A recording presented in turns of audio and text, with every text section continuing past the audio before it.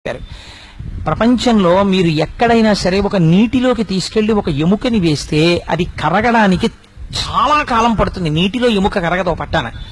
మీరు త్రయంబక క్షేత్రం దగ్గర ఉన్నటువంటి గోదావరి దగ్గరికి తీసుకొచ్చి ఒక ఎముకని వేస్తే చాలా తొందరగా ఎముక కరిగిపోతుంది. ఇంత శక్తి ఈ నీటికి ఎక్కడి నుంచి వస్తుందో ఎవరికీ తెలియదండి అని చెప్పాడు.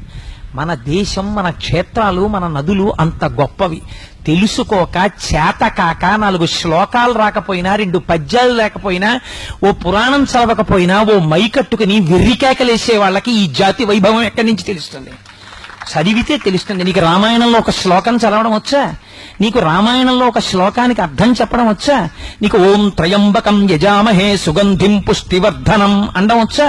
నీకు చేత కాదు. నువ్వు నా జాతిని, నా మతాన్ని విమర్శించగలిగిన మొనగాడివా? మైక్లో ఎక్కడి నుంచి వచ్చింది నీకు ఈ కలేజా? మన చేతకానితనం. నిష్కారణంగా అబద్ధపు మాటలు పురాణాలు మాట్లాడవు, ఋషులు మాట్లాడరు, వాళ్ళకి అవసరం లేదు.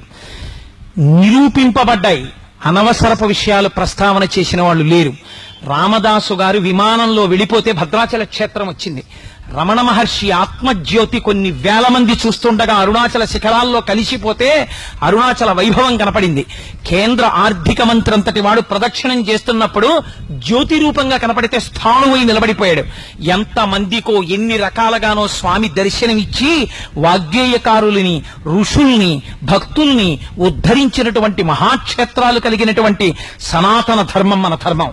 అటువంటి ధర్మంలో పుట్టడం మన అదృష్టం. అటువంటి ధర్మం గురించి చెప్పుకోవడం మన అదృష్టం.